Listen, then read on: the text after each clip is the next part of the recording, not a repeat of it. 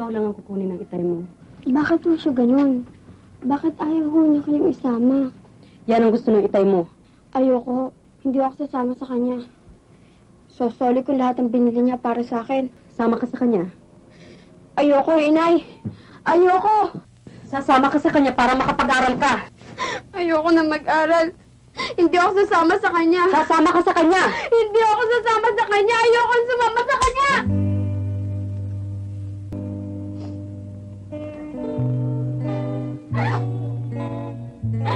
Hindi kita may iwan, inay.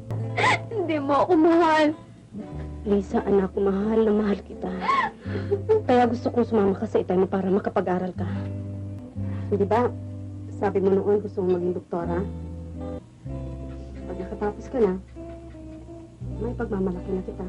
Kapag nandun ka na sa itay mo, magpapakabait ka, ha? Opo. Pabuti mo pag-aaral mo, ha? Opo.